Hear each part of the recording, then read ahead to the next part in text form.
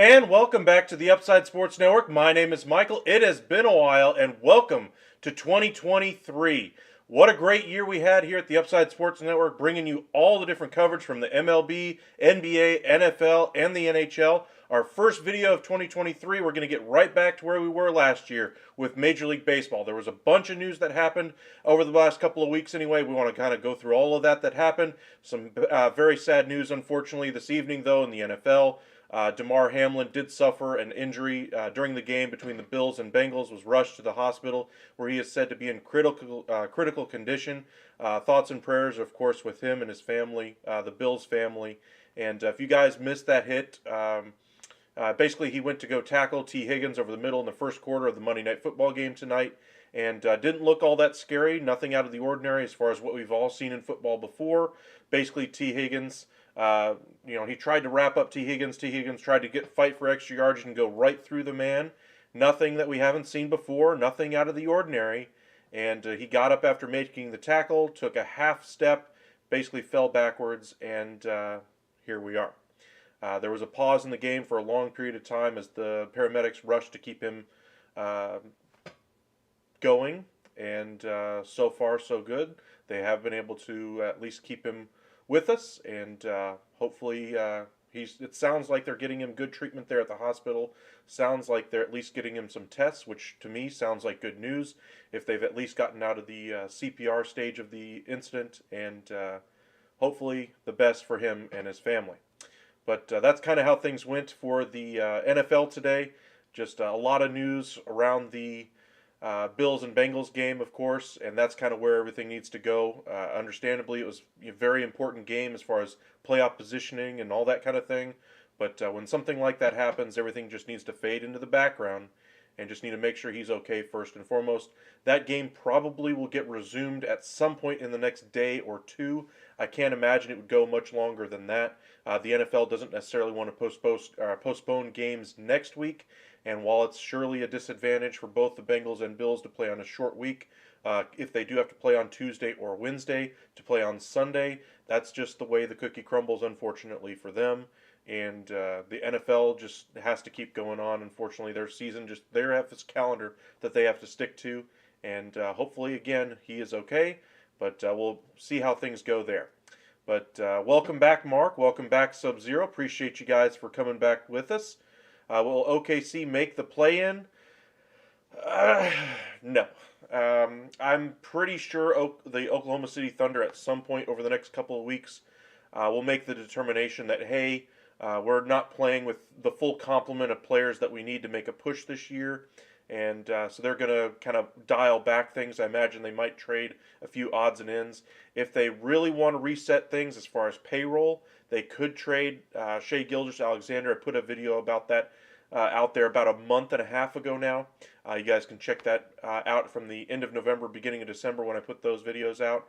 And I'm still not convinced that they won't trade him because he is a very, very impactful player this year. Really has taken a step forward in his career, and any number of teams would be able to give or would be willing to give up the farm for a young player as talented on both ends of the floor as Shea Gilgeous-Alexander is. New York Giants did make the playoffs. Absolutely, they clinched their playoff berth this Sunday anyway. Great job for the Giants. Unfortunately for the Commanders, looks like they are not going to be able to make the playoffs, unfortunately. We saw things work really well for Taylor Heineke. They go to Carson Wentz, and I understand the fans kind of had some backlash on that. But Carson Wentz wasn't able to pilot them to a win against the Cleveland Browns at home, and they are out of the playoff picture. There are 3 teams in the NFC side of it that are still vying for that final wild card spot. The Seattle Seahawks currently hold it, but they don't necessarily hold the rights to it if Green Bay wins next week. Because Green Bay, by winning their game against the Detroit Lions next week, would have another conference win, which would vault them ahead of the Seattle Seahawks, even though the Seahawks hold it currently. Now, of course, the Seahawks, the Lions, and the Packers are all 8-8. The winner of that Packers and Lions game is, I think, has got the inside lane as far as getting that final spot, honestly. I think the Lions winning and the Seahawks winning, I think, is the only way the Seahawks ultimately get into the playoffs. Now, for the Lions, they're going to have to beat the Packers, and they're going to have to hope the Seattle Seahawks lose. All of these things are very possible, so things are not necessarily settled on the NFC side of it. Now, at the top of the conference, of course, there's even bigger news, of course, as to whether or not the Cowboys will end up taking the top spot in the NFC. Will the Eagles get it? Will the 49ers get it? Sounds like the Minnesota Vikings aren't really going to have a chance at it after losing against the Green Bay Packers are on the road. But that's kind of where things are in the NFL right now. But let's get back into baseball. A lot of things happened, like I said, over the past couple of weeks. I know we haven't necessarily done this in a while, so let's kind of dig right back into where we left off. Well, first things first, the Nathan Eovaldi signing to the Texas Rangers. Put out a video about that this past week. If you guys missed that out, check it out here on our YouTube page. Nathan Eovaldi, another starting pitcher, goes to the Texas Rangers. Great signing for the Rangers. Gets him for about $17 million a year, 2 years plus a vesting option for a third year. Rangers have done very well on these short-term deals with a number of their starters that they brought in so far this offseason. Andrew Heaney's one of them. Martin Perez is on the qualifying offer. Gray is signed for 3 more years, including this year. And then, of course, they have Nathan Eovaldi, 2 plus the option. DeGrom, of course, is the one big long-term contract that they've given out so far this offseason, so they've been willing to spread money around. The one thing they haven't really done is address the offense, and that's kind of where most of the Major League Baseball world is kind of looking for what Texas is going to do next. They've turned their attention to the outfield. There's some rumors out there that they're looking at some free agent outfielders as well as the trade route. We heard before the Varsho trade that the Rangers were interested in trading for one of the Arizona Diamondbacks outfielders. I don't think they would have been willing to pay the price for a Varsho, but maybe a McCarthy sounds of interest to them. Maybe they go, with O'Neill from the Cardinals. Maybe there's a ton of trade options out there. Max Kepler from the Twins. None of them are overly exciting if you're a Rangers fan on the free agent market. Not much better there either. Jurickson Profar is probably the best overall option in the outfield right now, but of course there are some journeymen that could fill that role as well. Pollock is out there, somebody who has kind of been around the league for a while now. Not necessarily a star level player or even starting caliber player, but he still knows how to get the job done and could be a platoon type player for the Rangers. Maybe they go the route of David Peralta as well. Again, if you're Rangers fans, none of this is exactly exciting for you, and hopefully the Rangers can find a way to improve their offense. Now, it's said at the beginning of the offseason the Rangers were looking for a front of the rotation starter or 2, and they're also looking for a middle of the order bat. Do any of the names that I just mentioned sound like a middle of the order bat to you? I don't think so. That's why I wonder if the Rangers have something else up their sleeve that they're trying to get done. I floated the idea about 3-4 weeks ago that the Rangers could look to take on a big contract salary like a Christian Yelich from the Brewers, maybe even a Chris Bryant from the Colorado Rockies. Any of these other big contracts that are out there looking like albatrosses on other rosters still would be able to give them a proficient left fielder out there. Maybe they even go out there and dip their toes in the Carlos Correa sweepstakes and say, hey, well, if you're not going to be able to sign with the Mets, maybe the Rangers would be able to take him on for the $26+ million that he was going to get in average annual value. That's not exactly the world-setting contract that we were expecting this offseason for him, as far as a $30+ million AAV. And so the Rangers could stomach that. Now, of course, they're within about $20 million right now of the luxury tax threshold. We'll see where they end up going. But the Rangers certainly are looking to improve their outfield. We'll see which way they end up going. Let us know in the comment section who you think they should go for. Should they go for the free agent route? Bring in a guy who's not going to cost them anything as far as draft pick compensation or cost them, assets that they have in their farm system as far as prospects to trade for a guy like Profar, or a guy like Pollock or Peralta or any of the other free agent outfielders on the market right now? Do you think they should go to the trade route, more of a cost-controlled option, say like McCarthy from the Diamondbacks or O'Neill from the Cardinals, Kepler from the Twins? There's a lot of outfielders out there. Or do you think they should spend big on the outfield? I haven't even mentioned Brian Reynolds. He's been one of the best outfielders on the market right now, and the Yankees are heavily interested. There's rumors that like 6 to 10 teams are at least in on his market right now. I think his price is a little bit absurd, and I don't think the Rangers necessarily are willing to part with the pieces to bring him in. But the case could be made that now that they have all these starting pitchers already on the Major League roster, they could trade some of their upper-level starting pitching in a trade for a guy like Brian Reynolds. And it's said that the Pirates want frontline starting pitching back, so maybe there's a match there, but it's just a matter of whether or not the Rangers are willing to give up that level of prospect capital for a starting pieces in their prospect system that they haven't exactly gotten to work in the past, that now are starting to finally show the fruits of their labor, and now they have the chance to really put them on the Major League roster in the next couple of years, and now you want to trade them for Brian Reynolds? I'm not sure they go that route just for that reason alone. Who's your NFC and AFC championship games? Ooh. Well, just going off the playoffs right now, I think Dallas beats the Buccaneers rather handily. They would then face the Eagles. I'm not convinced the Eagles are able to beat the Cowboys right now. The game would be in Philadelphia. So I'll go ahead and say the Cowboys. Granted, I am a Cowboys fan, and I know there are a lot of you guys out there that are Eagles fans, but I'm going to go ahead and say Cowboys. And on the other side of the bracket, you're going to have what? Probably the Vikings or the 49ers. I'm a big Vikings fan, but they have just too many holes right now on this team. Kirk Cousins is starting to show that he's not exactly a top 10 quarterback in the NFL. The defense is showing that it's not exactly ready for prime time. And the 49ers, even though they've suffered through injuries all season long, because of those injuries, they've had to get better at other positions and play above their heads. And they're looking very strong. I would say the 49ers beat the Vikings as much as I would really like to see the Vikings win. But I'll say the Cowboys versus 49ers, kind of a throwback to the 90s era of football on the NFC side. For the AFC side, I mean, you can't bet against Patrick Mahomes. I think they probably win the 1 or 2 seed out in the AFC. I'll go ahead and put them in there as 1. And for the other spot, depending on the outcome of the Bills and Bengals game, when they get this game going again, I'm going to go ahead and say the Bengals win it just because I don't think the Bills are going to be in the right headspace. I would have picked the Bengals anyway because the game is in Cincinnati. But I'm going to go ahead and say Cincinnati gets the 1 seed. And I'd say the Bills are going to lose to Kansas City on the road in the playoffs. Because this is, unfortunately, they're going to end up with a 3 seed, it looks like. And through, just Josh Allen not performing very well ever since week 6 of the NFL season, whether it be this injury to Hamlin, no matter, what ends up happening with him, the Bills just haven't looked the same since early on in the season when they looked like world beaters. And so I think Kansas City handily beats them in a playoff game this year. I don't think we'll see the run up and down, offensive fireworks show that we saw last year. I think Kansas City will easily defeat them. And so on the AFC side, it'll be Bengals versus Chiefs once again. But that's kind of where I see that going for the NFL. Yankees done with big signings? Signings, yes. Trades, no. They're said to be in the market for an outfielder or left fielder specifically. Brian Reynolds is the most commonly linked, but there's, again, a number of different trade options out there. The Mariners are said to be looking for outfield help. A lot of teams are now turning to the trade market before pitchers and catchers start reporting here in the next month or so.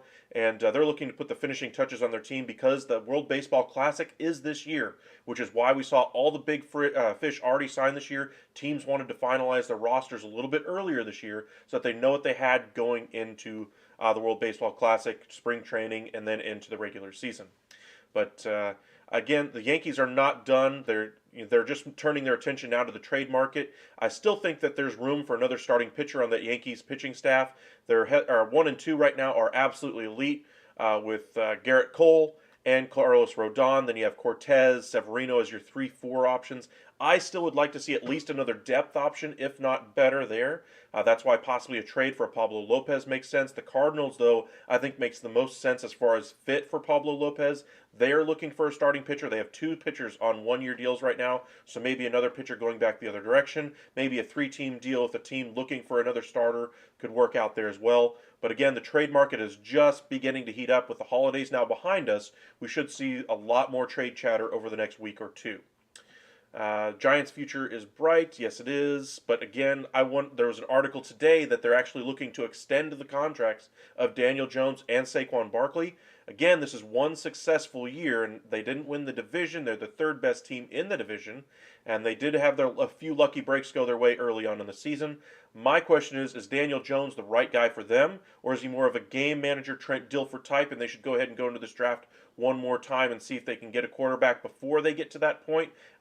Before they have to, fully go to the floor, or should they go ahead and keep Daniel Jones for another year, try to tough it out and see if they can get a quarterback in the following draft? I don't think Daniel Jones is the answer there. As far as Saquon Barkley, he was fantastic this year, but you have to remember he does have a lot of injury issues in his past, so you can't exactly say, hey, he's going to be our $90 million guy like the Cowboys gave Ezekiel Elliott. If you do something like that with a guy with the injury track record that he has, I wonder how that hamstrings the Giants going forward. So keep your eyes peeled for what the Giants decide to do ultimately with both of them. If they're able to secure both of them on short-term deals, fantastic. If they have to give them 5-6-year guarantees for Saquon Barkley, maybe a 4 to 5 year guarantee for Jones, I would not do that if I'm the New York Giants.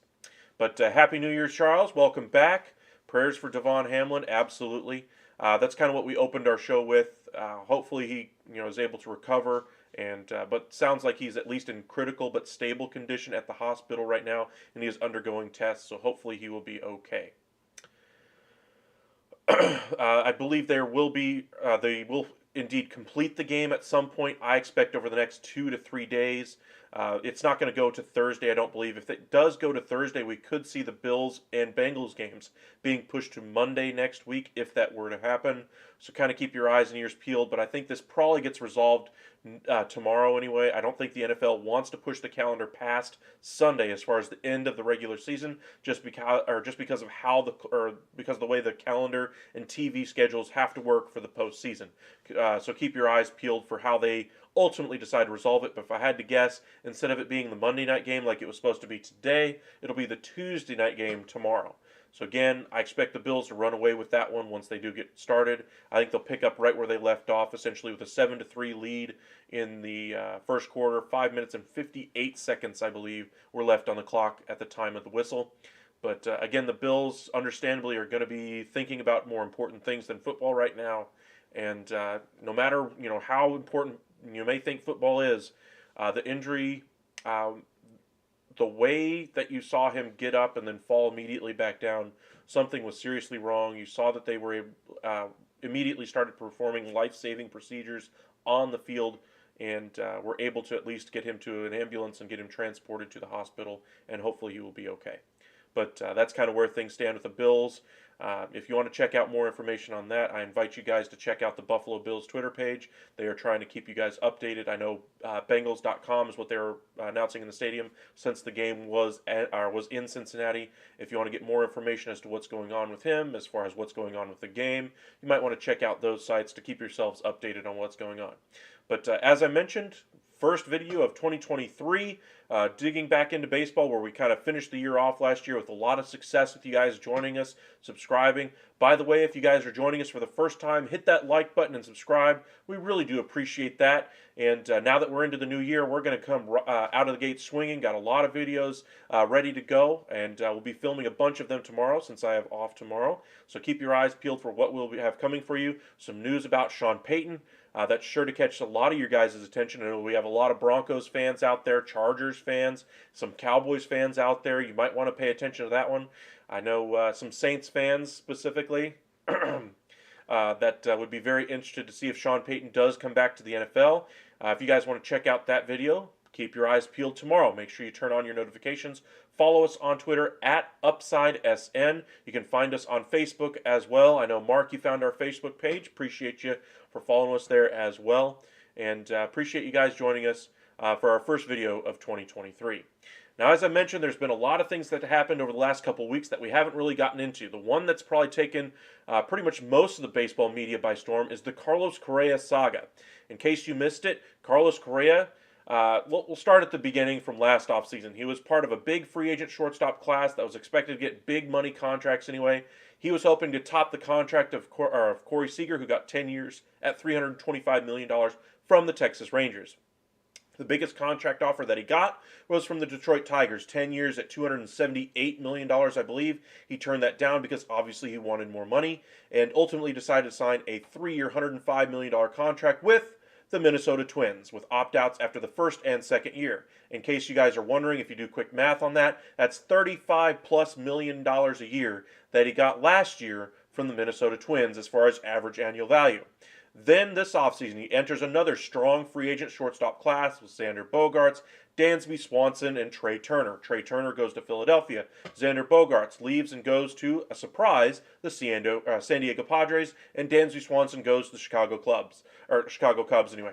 Carlos Correa decides to sign for a 13-year contract worth $350 million with the San Francisco Giants. He was kind of the consolation prize after they missed out on Aaron Judge. However, the physical comes around, and it sounds like he didn't pass the physical. Mere hours after that news came out that the Giants were putting a pause on the press conference to introduce Carlos Correa, that they wanted to renegotiate things or at least discuss what the results of the physical were, he turned and immediately said, "Hey, Scott Boras, call Steve Cohen." And before 3 or 4 hours had passed by, Steve Cohen says, "Yep, we'll go ahead and sign him. 12 years, $315 million. Now, of course, everybody's questions were, what about the physical? The Giants, again, left holding the bag without a free agent in there. They've made some decent improvements, but the Giants were hoping for significant upgrades to that roster. Star-level players coming to that roster. And Aaron Judge, Carlos Correa, Xander Bogaerts, one of the big free agents. And they got Mitch Haniger, Jock Peterson, Ross Stripling, and Sean Manaea. Not exactly world beaters as far as reshaping your organization. They will take another bite at the apple next offseason when they're going to have a ton of money to be able to spend, just like the LA Dodgers will as well. Shohei Ohtani is the big free agent next year. But for this offseason, Carlos Correa goes to the New York Mets, and everybody thinks, all right, what a steal. They're spending money. They're almost a $400 million payroll. If you include the tax, they're almost a $500 million payroll. And yet, he's still not signed. Why is that? Well, the New York Mets actually did the classy thing, sent down a jet to go pick him up for the physical. Basically, it was going to be hey, I guess you passed your physical. Well, apparently not so fast. In case you guys are wondering what the issue actually is for Carlos Correa, he suffered an injury when he was in minor league ball. They had to insert a plate into his ankle, lower leg area. I can't remember which off the top of my head. But anyway, during the season last year with the Minnesota Twins, he fouled a ball, I believe, off of his shin ankle area, and that plate moved a little bit. I believe he left the game at that time, but did not miss any time the rest of the way after that. Would tell you that the injury wasn't necessarily serious. Well, apparently it's serious enough that in a physical, that seems to be the red flag that teams are going, hey, maybe he's not going to be able to hold up for the length of contract that we need. Or is he going to need surgery to repair this and we don't get him for a full season right now? Or is his performance going to diminish as he continues to age in his career faster because of this injury? None of us really know as far as how this injury is going to affect him or if this is indeed the injury specifically. But it sounds like that seems to be the area of the body that is concerning in the physical, and that seems to be his only previous ailment in his medical history. Now, we'll see what ultimately ends up happening with the Mets, but we've been told that there have been a number of teams that have already reached out to Carlos Correa's camp, not necessarily negotiating as far as terms, hey, I'll give you this money for this many years, etc. It's strictly as far as, hey, if things don't work out with the Mets, we'd really love to have him. We'd love to at least talk to you about signing here with us, whichever team is interested, that level of negotiation. The New York media, of course, is basically saying the New York Mets view themselves as a 55% chance to be able to sign him and 45% chance as not. Rival GMs and rival executives are doing the same in their local media markets. What does that tell me? there's a lot more medical concerns on the physical for Carlos Correa than anybody is really letting us on to believe. So we'll see how things ultimately work out for Carlos Correa from a medical perspective. But as far as a contract, if you're the New York Mets, you're spending money like it's going out of style. What exactly are you worried about on the physical? I understand that money is not exactly an endless entity, and you have to be able to build the best team that you can. You don't want to spend $27 million on a player who's not going to be able to play the entire length of that contract. I get it. But this team has spent so much money this offseason, gone so far over the collective bargaining agreement, the tax threshold, everything. And just to say, hey, all right, this is where we draw the line at a medical issue. I understand that's what they did with Kumar Rocker last year after the draft process, etc., or 2 years ago with the draft process. He is now with the Texas Rangers after being drafted in the top 3 picks, I believe, in the draft this past year. But again, the medical issues is what's concerning the Mets. We'll see if they're able to resolve the issues and come to an agreement, whether that be an incentive-laden deal to where, hey, if he stays healthy, he gets up to 350, or if he misses a lot of time, he only makes 250. Something like that could be in the offing, but we are told by Carlos Correa's representatives that he does not want any at all, zero adjustments to the contract that was already agreed to from the New York Mets and Carlos Correa's camp. What is that deal? 12 years, $315 million. Carlos Correa hasn't or can say exactly what he wants to here. He's the free agent. He gets to decide where he wants to play. That's the perk of being a free agent. You're controlled for 6 years by your club that drafts you. You can be traded, you can be cut, all those kinds of things, but you are under contract for those 6 years. Once you reach that service time, that requisite level of service time, you become a free agent, and you become the free agent that you get to pick where you want to play. And he gets to decide what level of contract he wants to play for. If he doesn't want to take an incentive-laden deal, he doesn't have to. He's the player. He's the free agent. He gets to make those decisions. We'll see where he ultimately ends up playing. I'm still of the belief that he will ultimately sign with the New York Mets. I'm curious to see if he sticks to his guns and ultimately gets the $315 guaranteed, or if there's some contract negotiation language in there to offset any type of future injuries. Now, the thing with Major League Baseball owners and with luxury tax concerns is the one thing about the contract that owners like to do is they like to make sure that contract is insured. And maybe because of the physical, that contract can't be insured, like, say, the Prince Fielder's contract was insured years ago with the Texas Rangers. They were still on a hook for a considerable portion of that salary, but it was significantly less because they had insurance on that deal. They were still paying his contract, I believe, until last year. In case you guys are wondering, Prince Fielder was not on the Texas Rangers roster last year. So it is very important for these owners to be able to get insurance on contracts. And while Steve Cohen has a ton of money, it's not an endless quantity. And so maybe that's why he's being a little bit more stingy about this physical. And again, we'll see how things ultimately resolve. Welcome back, Clay. Correa to Mets has always been a weird fit. He loses a good chunk of value at third base, a position where his bat is still good, but not elite. I agree. I still think the Mets need him at that position because it really kind of puts their lineup over the top. I thought they needed to add at least one more bat in that lineup, whether that be a DH, a catcher, a third baseman, whatever the case may be, because that offense literally faltered down the stretch. And they made all kinds of improvements now on the pitching side of the equation. Whether you believe these improvements will hold out over the course of the season or not, isn't the issue right now. The issue I had with their lineup last year is we just saw their offense literally fizzle. They were able to bring back Brendan Nimmo. They still needed to add to that offense, and bringing in a big bat like Carlos Correa is exactly what this team needed to do. And I'm just curious to see if this contract gets signed or if they end up bringing in somebody else to play third base ultimately, or a DH or something like that to improve the offense if the physical is that concerning to that front office. But we'll see how things go. Let us know in the comments section what you guys think. Is Carlos Correa going to sign the deal with the Mets? Do you think it's going to be for the exact 12 years, $315, or do you think he's going to be, have some type of incentives in there? Is it going to be some offset language for injuries? What do you guys think is going to happen with the contract for Carlos Correa? If you don't think he's going to sign there, tell us where you think he's going to go. Texas Rangers, like I mentioned, have a hole in left field. They are with an average annual value of only $27 million. That's something the Texas Rangers could easily bite down upon, or any of the other teams out there. A player of Carlos Correa's caliber for only $27 million in average annual value is ridiculously cheap. And understandably, it's still a $300 million contract.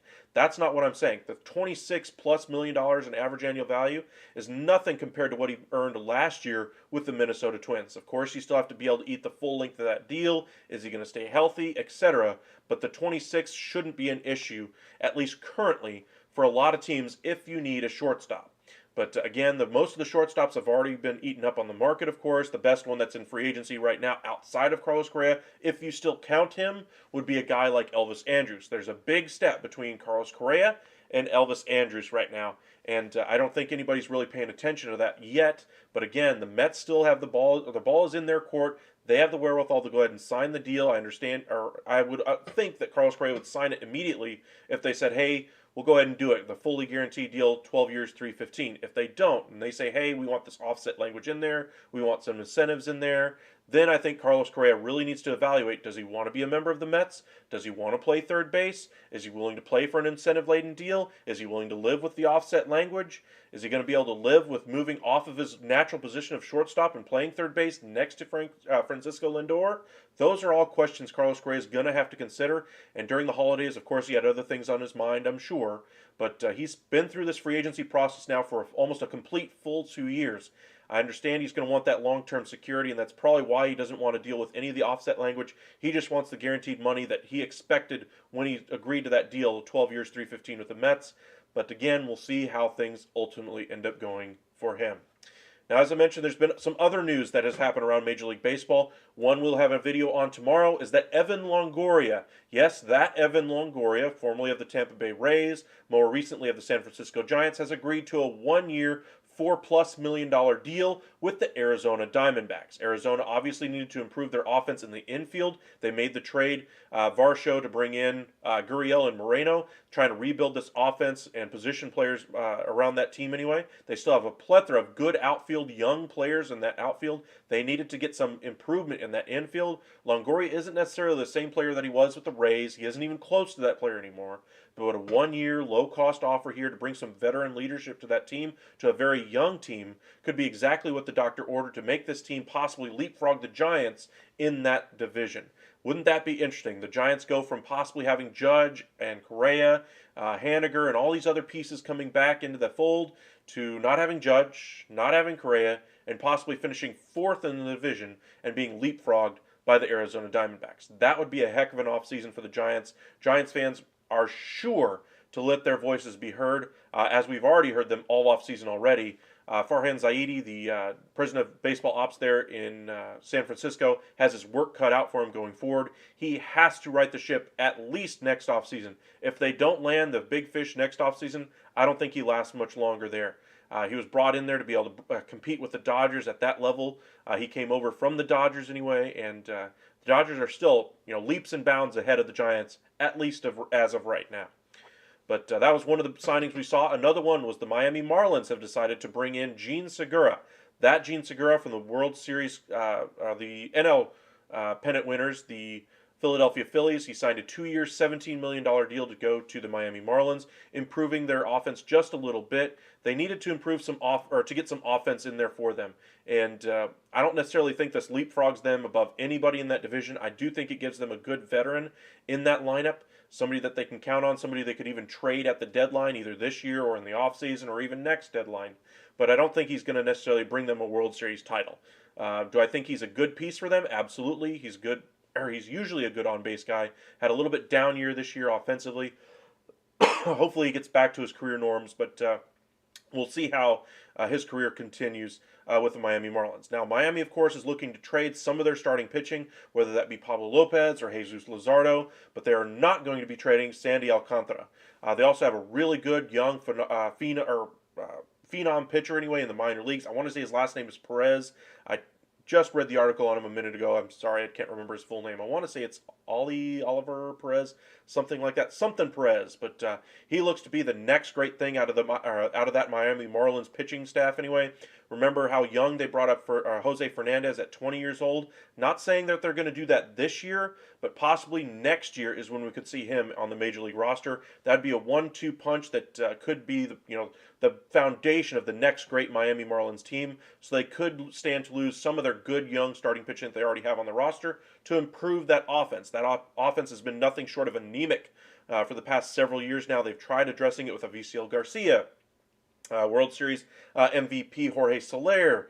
None of these pieces have really clicked with the Miami Marlins. Hopefully this one will work a little bit better with Gene Segura. Braves have continued to add to that bullpen this offseason. They made the trade for Dennis Santana from the Texas Rangers. They've added now Lucas Luetge from the New York Yankees. He's had a sub-3 ERA for, I believe, the last 4 years. Not necessarily an overpowering pitcher by any means, but he's still very effective when he's on the mound. The Braves have done a quiet job of building up that bullpen, and they've done a great job bringing in Nick Anderson from the Tampa Bay Rays. They've done a nice job of rebuilding that bullpen with cost-effective options while they've tried to save payroll for the next couple of off seasons. Now, remember, they were trying to save payroll to bring back Dansby Swanson. Ultimately, Vaughn Grissom now looks like the starting shortstop right now for the Atlanta Braves. They make the trade for Sean Murphy, get a ridiculously club-friendly deal, 6 years, $73 million. In case you guys are wondering, we just before the Christmas holiday anyway, they made the trade, 3-team deal that sent William Contreras to the Milwaukee Brewers, Ruiz and a bunch of other pieces, including Kyle Mueller from the Atlanta Braves, to the Oakland Athletics. The Braves, of course, got the key piece in this deal, Sean Murphy, who had 3 years left to control on his deal. The 6-year extension will take those 3 years of control plus 3 free agency years from Sean Murphy. The club control or the cost control here for the Atlanta Braves is the important part. They like to identify players that they like, get them to club-friendly deals, deals that they can build their roster around for years to come. And these deals are all tradable, by the way. The Braves have done a great job of getting great value in those deals. The best deal that they have right now is, of course, Ronald Acuna. The Ozzie Albies contract looks good. The Olsen contract looks good. The Riley contract looks good. The Strider contract looks good. The Michael Harris contract looks good. A lot of these contracts that they have all now locked up on their roster are all building for the future. And the one piece that they still haven't signed yet, as of yet, is Max Fried. I'm curious to see how this thing ultimately resolves with him. His name has been floated as a possibility to be traded over the next couple of years if they're unable to reach an extension. I think it's way too premature to speculate on where he could go or anything like that. I think the Braves would have a massive hole in their rotation if they moved him. So I think it's safe to say he'll be there at least for one more year. But something to kind of keep your eye on for 2024 offseason or 2023 offseason, 2024 season. Something kind of keep your eyes peeled for. Welcome back, Willard. Do you think the Astros would be smart to sign Twins free agent first baseman Miguel Sano to play backup DH or first baseman behind Jose Abreu? Possibly. I don't think Sano should be given a major league contract, though, at this point in his career.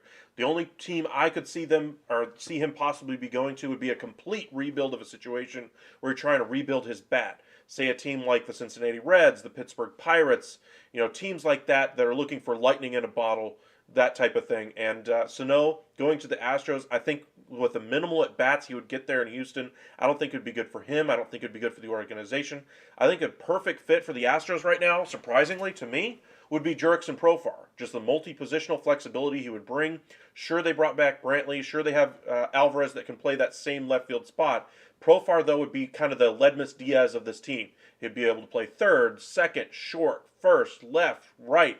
I think if you asked him to, he could even play center. If you really wanted him to, he could. I don't think there's anybody in the right mind who would put him at catcher, but if you asked him to, I think he would do it. He's the Swiss Army knife for your team. He does everything well as far as being able to hold things down defensively. Do I think he's an exceptional defender at any one of these spots? No. But that's why having the ability to play all these for at least league average defense and still being able to provide some value offensively is why Profar is very valuable in the market. Now, I will say this about Jurickson Profar. He had a career year last year. He was way above his career averages last year with the San Diego Padres. Is this growth from a player who once was thought as an elite prospect status with the Texas Rangers? Or is this just one fluke year that he wanted to kind of have a good platform year, opted out of his contract to be able to get a higher payday? Originally this offseason, I would have said he would probably get like a $10 to $12 million average annual value contract over 3 or 4 years, like Nick Martinez opting out of his deal to be able to get a little bit higher average annual value. That's what I thought Profar was going to do. He still seems to be in line for that, and I think the Padres are still likely to bring him back.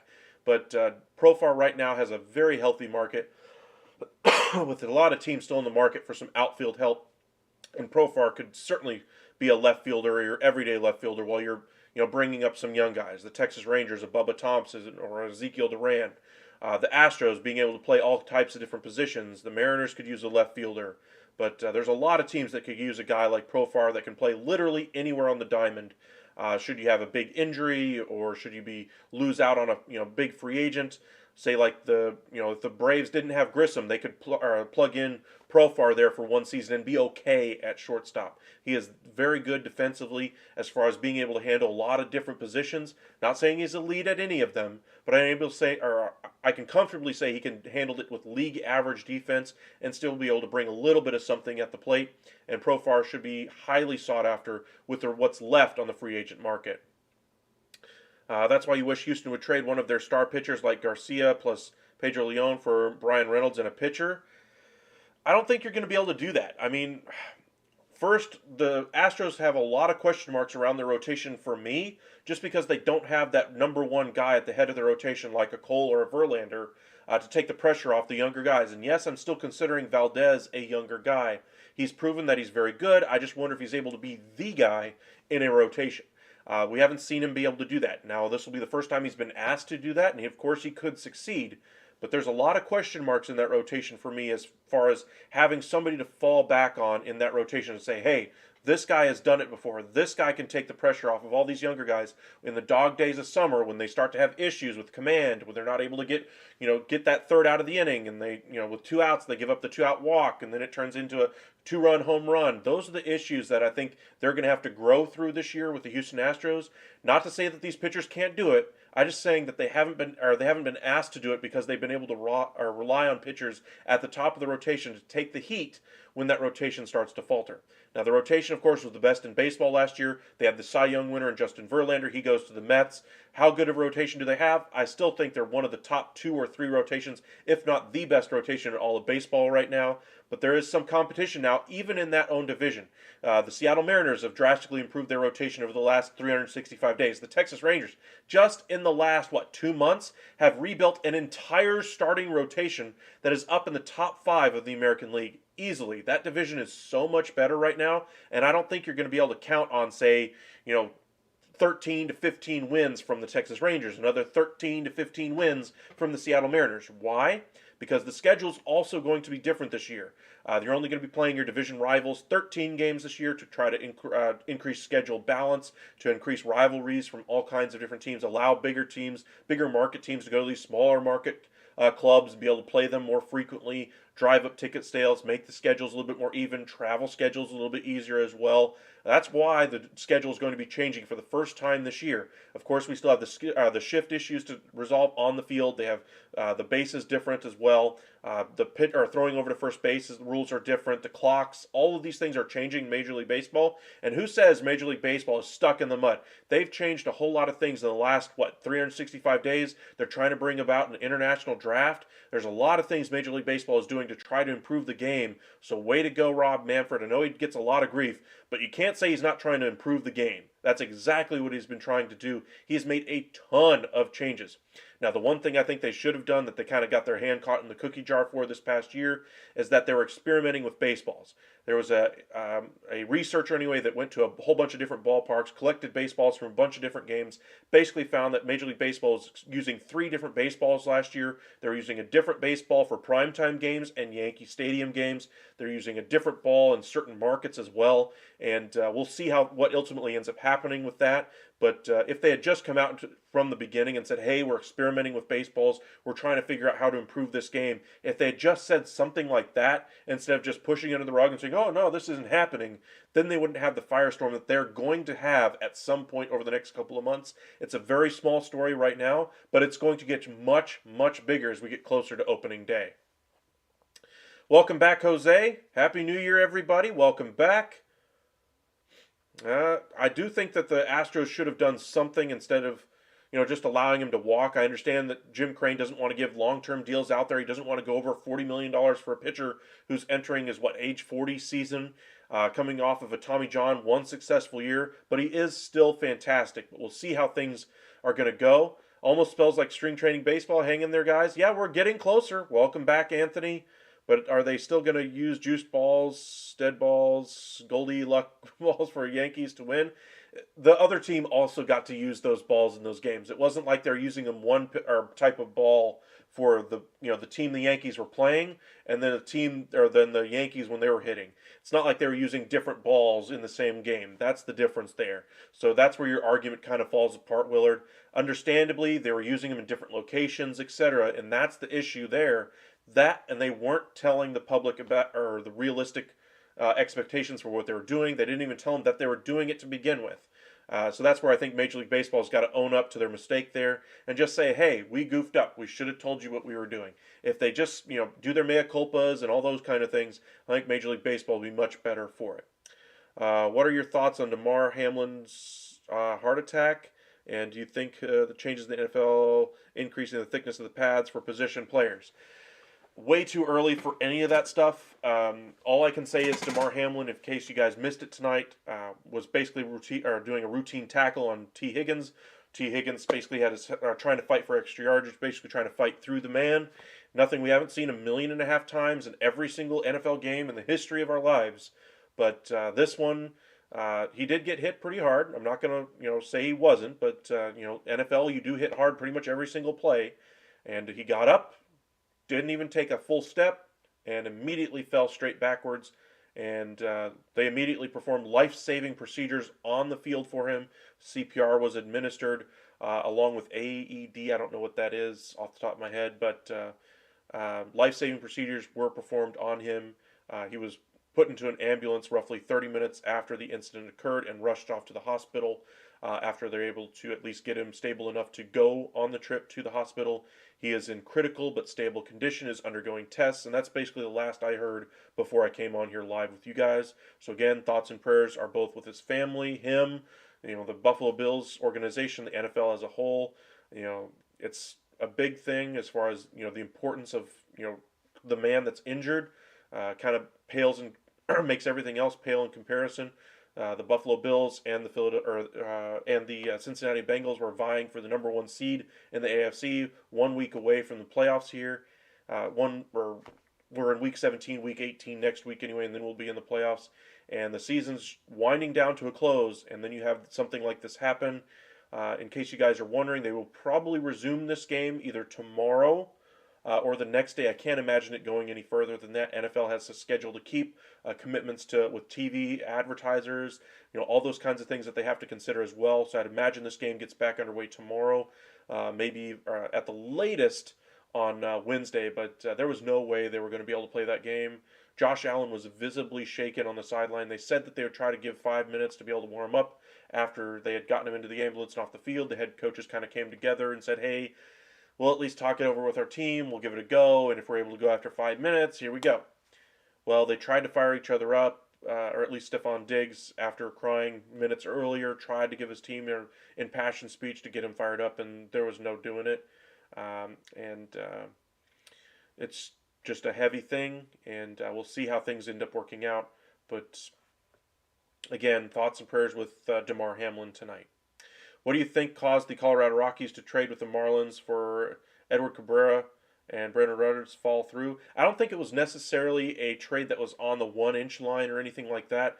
I did find it interesting that the Marlins were finally making a good addition here. Brendan Rodgers hasn't necessarily lived up to the top pick status that he had with the Colorado Rockies. I absolutely loved him in the draft. He was the guy I wanted the Rangers to take instead of Dylan Tate those years ago, and I want to say it was that draft. It was the Alex Bregman draft, I want to say.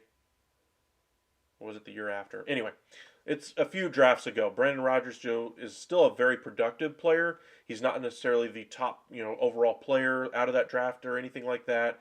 He was thought he would be an impact bat, and he still could be. But the Marlins could have used that type of a player to, spark their offense a little bit, trading some depth out of their organization a little bit, and I thought that would have been a great addition for the Marlins. What do I think caused it to fall through? I just think that the Rockies realized what they were doing. Brendan Rodgers looked like he was starting to figure some things out last year based off of his previous performances. So I'm expecting Brendan Rodgers to have a better year this year. You don't necessarily want to give up on a player too early, especially after you draft him that high. And, even with that level of return from the Marlins, I just don't think it was the Rockies' right move to move Brandon Rodgers. I think there's other pieces on that roster that should be traded well before you consider Brandon Rodgers moving.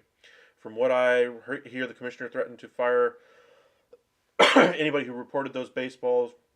It'd be nice to know if you actually can fire for nothing with all the craziness in these nice things.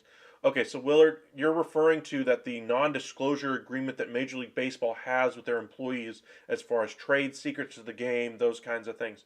It was nothing about threatening to fire anybody. It was literally in the contracts of all these players that they could not take these balls home and get them tested themselves. That's why somebody who went to the game, collected the balls themselves, was an independent outside party, was able to do it. There was no testing party that had to do it or anything like that. And so I understand you're, an Astros fan, but sometimes there's bigger picture things that you need to be thinking about when it comes to issues like this. Major League Baseball is not going to favor one team over another. If it gets out, if that even happened, Major League Baseball's credibility would never, ever, ever be able to recover. So that's not going to happen. Major League Baseball is way too big of a business. The front office of Major League Baseball is way too big to allow one man, which you've insinuated before in Rob Manfred, would be able to skew the entire season to push the Yankees to try the postseason. Would Major League Baseball like to have the Yankees competitive every single year? Absolutely. They are the flagship organization for Major League Baseball. I am a Rangers fan. I understand how important the Yankees are to Major League Baseball. That doesn't mean that they're going to try to, make an advantage for the Yankees wherever they can. Does that mean that they're going to try to, make things work evenly across the league? Absolutely. Does it mean they're going to try to legislate things out of the league that might be more advantageous to others? Sometimes, but that's just the way it's going to be for all the teams involved, not just one team. So while it might impact one team a little bit more than another, things like not having a salary cap right now for the Mets are allowing them to spend so much money, whereas teams like the Oakland A's never really have spent at any point anywhere near a $200 million payroll. And here they are trying to push to try to get back to contention at some point. They're a long way from it, but Major League Baseball hasn't instituted a salary cap for part of those reasons. Another issue is Major League Baseball's Players Association would never allow a salary cap to happen. That's why they have the luxury tax and luxury tax penalties. That's the function of having those penalties, is what the owner's side, the commissioner's side, has to try to keep those salaries within range. So there's different things that Major League Baseball can do to try to improve the game. Now, as I mentioned before, Major League Baseball has done more things than just try to institute a luxury tax, to try to change the ball that's being used on the field. They're changing things from how many pickoff attempts you can have, the pitch clock, the shift, the schedule. They're doing a ton of things right now. So for a lot of you guys who give a lot of grief to Rob Manfred, I want to hear some positive comments from Rob Manfred. He's gotten a lot of shellac for a lot of these issues, and deservedly so. But at some point, you also have to realize the successes that he's had. I mean, there's been a lot of talk anyway as far as Major League Baseball, being stuck in the mud for decades, not improving, not being appealing to younger demographics. Well, they're literally doing everything they possibly can right now to improve the game on the field, to improve the ability for us to consume it at home, for us to consume it at the stadium. All of those things, the different ways we're able to stream the games now. A lot of things have been changing for Major League Baseball to make it better, more accessible to the fan, more appealing for younger demographics. Major League Baseball deserves a standing ovation for what they've done. And I understand they could do more. They're going to bring back, or they're going to at some point bring in robo-umps. We saw a whole bunch of umpires go into retirement. Not the ones we were hoping for, unfortunately, Angel Hernandez. But hopefully that'll happen here in the next couple of years. Just taking away the ball and strike calling responsibilities of the home plate umpire would significantly improve the game as well. So I understand Rob Manfred gets a lot of heat, and a lot of you guys think that sometimes he prefers one team over another. Whether that be the case or not, the entire Major League Baseball's front office also is trying to improve the game as well. Some of those their favorite team might be the Padres, or it might be the Cubs, or the Braves, or the Mets. There's a lot of voices in the Major League Baseball's front office, not just of the teams, respectively, but as far as the offices in New York. And they're not going to exactly skew things to make sure the Yankees win the World Series every year, or any other team. So kind of take that with a grain of salt anyway when you start giving some criticism as to any perceived slights on your franchise. Anthony, I'm scared as a Marlins fan that they might do something stupid like they normally do even after they sign Sandy to his massive extension. I'm afraid they might trade him this offseason. They're not going to trade Alcantara. There's no way they move him. There's no way they move him next offseason. There's absolutely no reason to move Sandy Alcantara.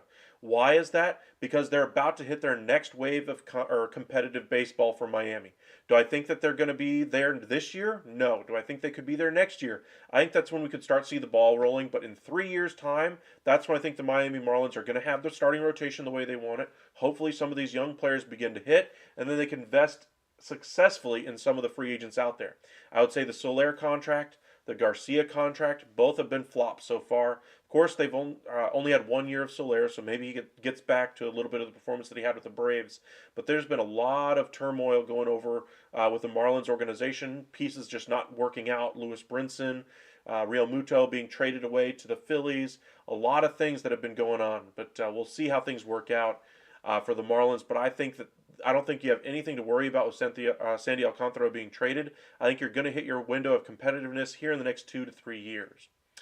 You say that, but if that's the case, then why is Pete Rose still banned from Hall of Fame for gambling, but yet isn't players plus others doing what he banned them for in the first place? No, Willard.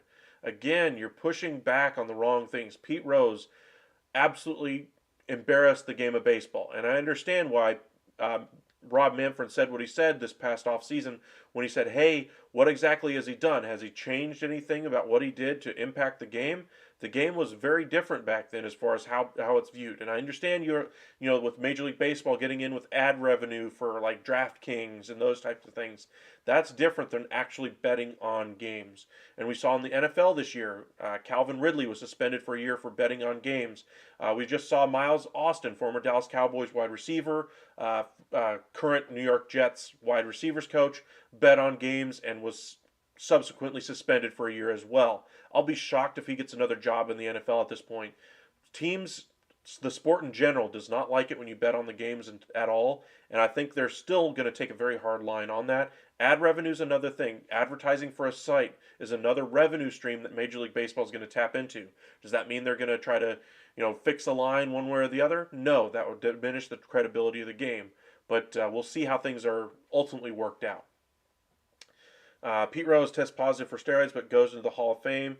No, he was on a list of people who tested. I can't remember what the test actually was, if it was a positive or if it was just that he was part of the testing or that his test was suspicious. I forget what the actual phraseology was around David Ortiz, but that was something that was not supposed to have been leaked. It was like there was an issue with the collection sample on David Ortiz. But Barry Bonds, very different player before his perceived use of steroids and after. The impact that he had on the game, I do agree that Barry Bonds should be in the Hall of Fame, Clemens should be in the Hall of Fame. Major League Baseball as a whole would be better if they move on from the Roger Clemens, Barry Bonds argument for the Hall of Fame every single year. Put them in the Hall, put the asterisk there, say, hey, this was a dark area of baseball, but because of this dark era, we're so much better with testing. This is why baseball is so much better now than it was, and it's because these guys showed us the flaws in our system. Not that they should be commended for it, but that they were the best players at that time, and it illuminated the very big issue that we had in our game as far as PEDs. PEDs are no longer the issue that they were back then, and Major League Baseball is significantly better for their testing protocols that they have now.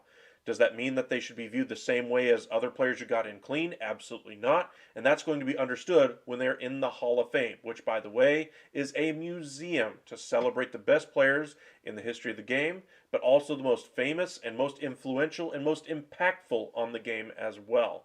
And that's why you get the Frick Award winner for the media guy, the manager that gets in, the owner that gets in for shaping the game for what it is today. And so those are things you need to consider as well for the Hall of Fame. And I understand that we may not see eye to eye as them being Hall of Famers, but the other guys who come up every single year on the ballot are given a disservice because of all the conversation around Bonds and Clemens and Rodriguez and Ramirez and all the other perceived steroid guys, and they're not given their fair due. And players like Fred McGriff had to wait so long because of the issues like this with Bonds and Clemens. Welcome back, Ramon. Is there a rumor on Escobar to the Marlins? What can you see on this trade? As far as Escobar to the Marlins, I haven't seen too much on it. I've basically seen that Escobar could be moved from the Mets anyway. He would be a nice fit there, but I wonder if Gene Segura kind of fills their need for a veteran infielder going to the Miami Marlins. To have good friends or being on a popular team, unlike certain players. And I get it, Willard. You're trying to fight for your team. I get it. And I get how you view that a lot of these things have had bad impacts on the game and not necessarily how some players have gotten the benefit of the doubt and some haven't. I get all of that. But at some point you have to realize that the issues are bigger than just one player, just one team, those kinds of things. All right, so we've gone over a few of the other moves that have happened so far over the last couple of weeks. One that happened just before or around the Christmas holiday anyway was that the Red Sox have added to their starting rotation after losing Nathan Eovaldi to the Texas Rangers. Their counter to that was bringing in Corey Kluber, the former two-time Cy Young Award winner from the Cleveland Guardians, has since played for the Texas Rangers, the New York Yankees, the Tampa Rays. Now he goes to the Boston Red Sox on a one-year deal. This is a good deal for the Red Sox because they do need to get some starting rotation help in there. There's been some rumors out today that they're actually talking about bringing in Pablo Lopez from the Miami Marlins. Now the return is said to include Tristan Casas. That would be a huge return for the Marlins and the type of thing that they absolutely need to do to jumpstart that offense.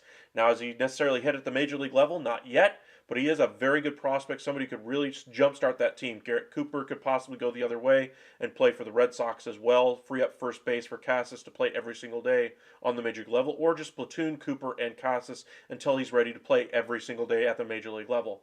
But in either event, this would be a great move for the Miami Marlins. Now, for the Red Sox side of things, I think this is an exercise in futility. I mean, the Red Sox, they lost Xander Bogaerts. They put out a whole bunch of feelers that they could bring in Dansby Swanson just to have that fall on their face. There was no real way that they were going to bring him in. They were more looking to fill their second base hole by the type of a player like Gene Segura, low cost options, that kind of thing. And there's a lot to be said about Kyle Bloom, and we'll get get to that in just a moment. But the biggest issue right now for the Red Sox is what are they going to do with Rafael Devers? There is no way they should allow him to go to free agency next season without an extension already in place. No way. They cannot afford to lose another star corner piece of their organization like they did Xander Bogaerts for literally a compensation pick. They need something of more significance back. They could get a big package right now. If they seriously think they can extend him, I understand why you've kept him. But in my estimation, I see I see Bogaerts getting short-handed. I'll put it that way, short-shifted, and not given the correct offer, not being respected with a legitimate offer to keep him in Boston. That's why he basically shut things down before the season last year. Why he shut things down when they tried to broach it with them again during the season before the trade deadline. And so I understand that the anger Xander Bogaerts had. But that also influences how we now see their organization as far as how they try to extend contracts. Rafael Devers is a fantastic third baseman. He will make an impact wherever he goes. There's a hole with three of the biggest biggest payrolls out there, and Boston would be another one. He could go to the Giants. He could go to the Dodgers. He could go to the Yankees. Heck, he could go to the Rangers that have been spending money like madmen over the last couple of years. The Cubs could use a third baseman. Patrick Wisdom, you think they'd really, hesitate to move him off a third base and be able to install Devers there? Come on, man. A lot of teams are going to be interested in bringing him in. Now, of course, Manny Machado is going to be a free agent as well. I expect him to end up back in San Diego. But if he doesn't, there's another opening at third base for Devers to go to. A lot of teams are going to be interested in Rafael Devers. That's why I don't think there's any way that he gets extended. And that's where I think the Red Sox made their mistake. Now, if they think they can get him extended, sure, they should have kept him and they should be able to get the deal done. They need to get it done before the season begins, though, in my estimation, in order for this not to look like an absolute PR nightmare and then an absolute nightmare when the trade deadline rolls around. Because they should have gotten the extension done. Because if they don't, they should have traded him last year when his value was significantly better with 2 full years left of control. That would have been so much better as far as bringing in trade equity to that team, jump-starting a rebuild. And yes, the Red Sox are absolutely going through a rebuild right now. These one-year contracts, the aging veteran type deals aren't exactly working for them anymore. The Kyle Bloom method there in Boston has absolutely failed. The first transaction he did was moving Mookie Betts to the LA Dodgers, and I get it. Maybe they couldn't have signed Mookie Betts to an extension. Maybe they wouldn't have been able to keep him there in Boston. But you traded him away. Then what's your next decision? The next big free agent of your own, you decide, hey, we're not going to legitimately give him a real offer, and so he's going to leave and leave a bad taste in all other free agents' mouths as far as what our organization looks like. The Red Sox now can be classified as one thing: cheap. And that's what the Red Sox have never been classified as before. That's something they're going to have to solve, and Kyle Bloom is the biggest culprit of this problem. Now, of course, the Red Sox have flirted with this type of general manager before. Remember, just watch Moneyball. This is the only reason why I'm bringing this up anyway. They tried to bring in Billy Beane after their Moneyball success in 2020 or in 2002. They offered him a $12.5 million salary to be able to bring him in as their GM at that time. Just imagine, Kyle Bloom is kind of the thing right now as far as the Moneyball approach, trying to get better performance out of lower cost players, and I get why Boston's ownership has been trying to do that. Their interests have been elsewhere as far as the Premier League and all the other interests that they have other than just the Boston Red Sox. So they're trying to penny pinch a little bit. Well, that strategy has fallen on its face, and it's fallen on Kyle Bloom, and that's where I think this award is ultimately going to end up falling. Bloom should not survive after the season if they cannot keep Rafael Devers. Period. That's where the conversation should begin and end with Kyle Bloom. Now, as far as Rafael Devers, if I'm Rafael Devers, I want no part of coming back to Boston. Just look at what I had around me 2 years ago. I had Betts, I had Bogarts, I had a rotation that was healthy in Sale and Eovaldi. I had a bullpen that was very good. They brought in Kimbrel at one point. And yet here we are. They bring in Kenley Jansen. They bring in Corey Kluber. They spent money on Trevor Story, which absolutely did not work out last year. And just piece after piece after piece just isn't working out. And Verdugo looks like a decent addition. Hernandez is a decent addition, but none of these are aircraft carrier type players. Devers is the only one left on that roster right now that could be described as that level of player. Then, of course, this offseason, they decide not to spend the money on Xander Bogaerts. They bring in Yoshida from the international leagues, way above anyone else's price anyway, is what they had him for. It sounded like the market was around $45 million for him. They gave him 90. That tells you how far of mismanagement right now is going on right now with the Boston Red Sox. And they're going to have one more season to clean up their act. I don't think they've earned it, but that's the way it's going to go. They should be able to, have this one exclusive negotiating with Rafael Devers. And if they don't get the extension done before pitchers and catchers report, if I'm them, I trade Rafi Devers and try to get as much value as I can, because I know if I'm Kyle Bloom, ain't no way I'm surviving this anyway. There's some rumors out there that they could move Chris Sale. Chris Sale is a decent pitcher. A lot of teams have asked about him, I'm sure, but he does come with injury issue concerns as well. The cost certainty is something that you like. So maybe if your team that's desperate for starting pitching, maybe you make a call to the Boston Red Sox and try to see if you can pry him away. But the Red Sox, make no mistake, will be a rebuilding team. Now, they could try to reinvest in free agency and spark the rebuild a lot faster, but this team is nowhere near a World Series right now. They are the fifth best team in that division by a mile. Fourth is probably the Orioles. They're right on the brink of the wild card. Then, of course, you have the Rays, the Yankees, and the Blue Jays at the top of the division, all kind of vying for the number one spot in that division. That division is very competitive, and the Red Sox are nowhere close to competing in that division.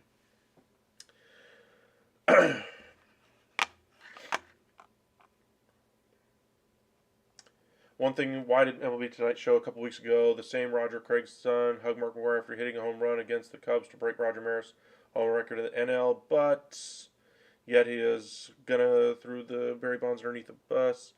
Prince Charming can't do nothing wrong, but can't. All right, Willard, I get what you're trying to say. You're still focusing on the wrong thing. You need to focus on the bigger picture on these issues. I understand that you think there might have been some slights at one point or another to some of these bigger players in Major League Baseball history, and there may very well have been. But it's not just one player that's affected by any one decision that any of these major or any of these that any of these Major League Baseball front offices make. I mean, the commissioner of baseball is not going to legislate one player hits 62 home runs. They still have to hit the home runs. They still have to play with the same balls the other team is using. Who's to say that, Giancarlo Stanton on the same roster couldn't have hit the same amount of home runs? Or say that the visiting teams couldn't have hit more home runs than the Yankees? They're playing with the same balls on the same field, on the same environment, all of that's still the same. And while they should have come out and been forthright and said, hey, we're experimenting with the different baseballs and told us more about what was going on with it, rather than issuing the gag order and saying nobody can talk about it, nobody can take the balls home and test them, you do, your contract is terminated, all those kinds of things, which is perfectly within their rights as Major League Baseball to do.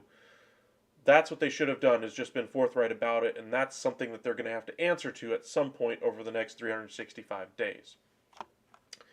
Anthony, with the Marlins, Gene Segura to play third base, are they out of the market to trade for a third baseman? No, Gene Segura has played all kinds of different defensive positions before. I don't think there's any reason to believe that he couldn't do that again. He could play second, he could play short, he could play third. He could be your utility guy. Remember the Texas Rangers years ago had a guy, Michael Young, who started his career, I believe, as a shortstop at one point, second base, third base, then ultimately played first base for a moment in time, and then ultimately was a utility guy after they brought in Adrian Beltre. They had Elvis Andrus, they had Ian Kinsler, and then they made the trade for Prince Fielder. There was no place for Michael Young to play on that roster, so they used him as a utility guy all over the diamond. And so maybe that's something that could happen for Gene Segura. Ramon, Vientos and Beatty for Pablo Lopez, is it better for the Marlins? That would be a great deal for the Marlins. 2 good bats anyway for the Marlins. Do I think that's the level of deal that they will accept? That's a tough in-division trade too. That would be something I have to pause and think about if I'm the Marlins. I'm not sure it's better than what Boston would offer at this point, even though I don't think Boston should offer that deal. I think they should be trying to get better as far as their prospects and those kinds of things. The Ben Sherrington method that they already had before they brought in Kyle Bloom was working and providing fruit to that organization. Now it's starting to show fruit in the Pittsburgh Pirates organization as that group of Ben Sherrington draft picks and all that kind of thing is finally starting to come up to the major league level here in the next year or so. We're starting to see just how good of a GM Ben Sherrington actually was with the Red Sox and currently is with the Pittsburgh Pirates. So kind of keep your eyes peeled for his future. But as far as the trade for Pablo Lopez, that's a very competitive offer for Vientos and Beatty. I just wonder with Vientos if he's more of a DH at some point, and if the Marlins are more looking for a position player rather than a DH bat first and bat only type player, since they already have Soler on their roster right now. Not that Soler is going to block him for any extended period of time, but when you're considering bringing in any type of a player in a prospect status, you want to have a future already lined up for them. The Texas Rangers, when they brought up Jurickson Profar, there was no spot for him. There was no consistent route to playing time, and so that's part of the reason why I think Jurickson Profar never lived up to that potential. So you got to consider all these different factors when you do make these types of acquisitions. How exactly are you going to fit these players into your system? And while I think Vientos could have a bright future, I wonder if they're looking for a more of a position player that could play every single day, just like Beatty, but more of a everyday guy than Vientos. Appreciate you guys joining us tonight. We've gone over a lot of the different transactions that have happened over the last couple of weeks. Just wanted to let you guys know we're in 2023. Welcome to the Upside Sports Network, and we're going to be back with you every single day now. We're going to try to do some live games for you guys. I actually wrote down some games, so kind of. If you guys are hockey fans, we're going to be doing some hockey games, a little bit of basketball, and let me pull this up real quick. I went over this last night. So tomorrow night, there's a couple of hockey games I want to keep your eyes peeled for. A couple of really good ones. The St. Louis Blues versus the Toronto Maple Leafs at 6 p.m. We're going to try to do a live of that one. When we try to do our lives, in case you guys haven't been around, you can check back to our videos before. We try to do a lot of play-by-play for you, but we're also going to have a nice conversation as far as what's going on in the world of the NHL, the NBA, the MLB, the NFL, etc. So, if you're not necessarily a hockey fan, join us. We can talk about baseball as well while we watch the game. We have a very active chat usually, so feel free to join us tomorrow night for that. Then in the nightcap, as you guys know, I'm a Dallas Stars fan. They are my favorite team in all of professional sports. And they will be playing the LA Kings, who are significantly improved in the 9 o'clock hour tomorrow evening. So we'll have a doubleheader tomorrow night for you guys. On Wednesday, depending on how things shape out, but it sounds like we could be doing either The Nets and Bulls game at 7 in the NBA. The Nets, by the way, are on a 12-game winning streak. Bulls could be looking to trade some of their pieces on that roster. A lot of internal turmoil right now for the Chicago Bulls between Zach LaVine and DeMar DeRozan. We will have a video about that coming out in here the next couple of days. Their other choice, of course, we have is the Tampa Bay Lightning versus the Minnesota Wild. Should be a competitive game. And then the Pacers versus the 76ers at 6 o'clock. So let us know in the comment section which of those games you would like us to do. Probably leaning more towards the Nets and Bulls if I had to guess, but we'll see how things go. On Thursday, hockey again. We'll have the Pittsburgh Penguins versus the Vegas Golden Knights at 9 p.m. or the Boston Bruins versus the LA Kings. Now, all four of those teams are very good teams locked into playoff spots as of right now. Kings, as I mentioned, are much improved. The Bruins got off to one of the hottest starts in NHL history this year. Vegas was basically one step behind them. Pittsburgh has certainly come on. They just played in the Winter Classic today anyway. But those are going to be some competitive games. And you guys let us know which one you guys want us to do. Friday, I didn't see a game that was worth doing, unfortunately, as far as a competitive, one that you guys would be interested in. And then on Saturday I worked till 5. I didn't see a game at the 6 o'clock hour as of yet. Now, that will probably change as the NFL kind of rolls out its schedule. But once they do finally reach their full schedule for next week anyway, we'll kind of go over that and see which games might be of interest. But on Saturday, the 9 o'clock hour, we have two choices. The Avs and Oilers, McKinnon versus McDavid. Of course, McKinnon, I believe, is out right now due to injury. Or the Kings versus the Golden Knights. We might lean the Avs, the Stanley Cup winner, versus the Edmonton Oilers on Saturday. But again, you guys let us know in the comment section which game you would like us to do. Do you think the Astros might go after Theo Epstein as president of baseball ops? Absolutely not. Have you seen Jim Crane?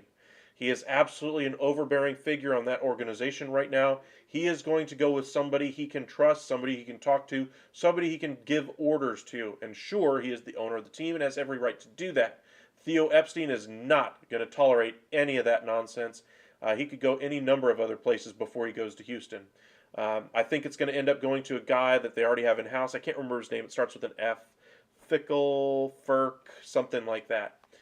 And then the other choice I would think is Jeff Bagwell. In case you guys have missed it, Jeff Bagwell has actually been in a lot of the negotiations so far this offseason for the Houston Astros. So maybe a kind of a name out of nowhere candidate, Jeff Bagwell, could be the next GM for the Houston Astros. Keep your eyes peeled for that one, since he's been in those negotiating rooms with Jim Crane, kind of showing him the ropes, that kind of thing, kind of shepherding him along. What do you see happening in MLB from now until spring training? Any surprise trades? I expect we're going to see more than 5 or 6 big surprise trades. Do I think they're going to be at the Mookie Betts level trade or Aaron Judge level trade? No. But I think there's going to be the Pablo Lopez trade, more of an expected one there. But I think we could see some, big money being moved from other teams, like the Christian Yelich or a Chris Bryant from the Rockies. Somebody like that. We could see a big move like that. The Giants have a big hole in their roster. They need to make some type of big addition to appease that fan base. They are still lacking as far as some star power in that organization. They could make a big move. The Rangers are still looking to improve their outfield spot and their closer. We could see the White Sox move a guy like Liam Hendricks. The Red Sox are said to try to be bringing in Pablo Lopez, but if they're unable to bring him in, if they're unable to get an extension done with Rafael Devers, maybe before pitchers and catchers report, we could get a deal for Rafael Devers. Do I expect it? No, but could we see some big surprises like that? Absolutely. Then, of course, you have the Carlos Correa stuff. Does he ultimately sign the deal with the Mets? Does he go elsewhere? Does he get a incentive-laden deal? Does he get the full guarantee like he wants? There's a lot of storylines to keep up to date with before we get to spring training. So make sure you hit that subscribe button. Make sure you hit that like button on this video. It really does help us out. Thank you guys for liking that. I saw that one. Thank you. Can you explain what's happening to the Panthers? Why Barkov and Kachuk can't click? Well, it's Kachuk. That's why. I've never been a fan of his. I just don't like the way he plays the game. He's too reckless from an offensive perspective. He costs your team opportunities. Even with Calgary, I just didn't like the way he played the game on a skill line. As skilled as he is, the things that he did, kind of trying to be the enforcer like a Jamie Benn, but being even more over the top with it at times. Just the knuckleheadedness that it played with at times is the issue there. Now, as far as why haven't they clicked, it's still early for the Panthers. I mean, he's signed to a long-term deal. They have years to be able to figure this out, and I think they will. But I still don't like the acquisition of Kachuk. Now, the trade for the Calgary Flames, I loved it at the time for Calgary because not only did you get a comparable player back, in my opinion, in Huberdeau, I liked Huberdeau better than I did Kachuk, and I understand he was coming off a much better year than Huberdeau had last year. But Huberdeau is no slouch of a player, and you lose a draft pick out of it and other assets as well.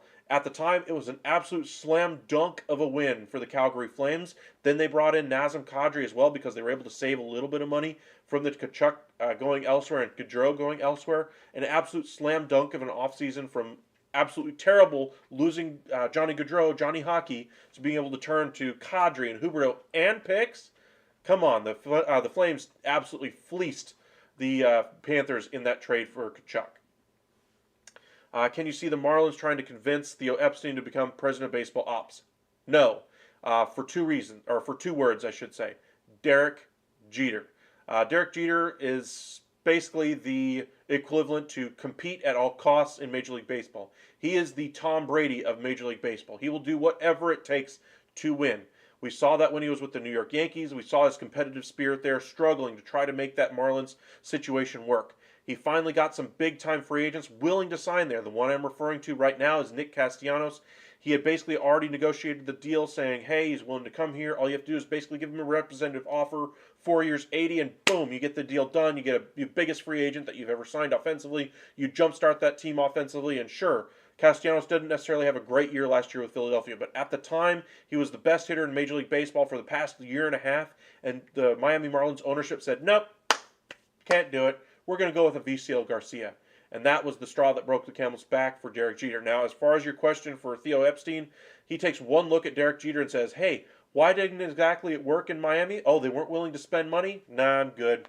Now, I will say, Kim Ng there, the first female GM in Major League Baseball history, has done wonders for that organization. Building up that prospects pool anyway, making things work on a tight budget. Reminds me a lot of, again, I just watched Moneyball not too long ago, and it reminds me a lot of how Oakland started out there as far as how they had to work with such tight constraints. They had to do things differently to try to figure out a winning team.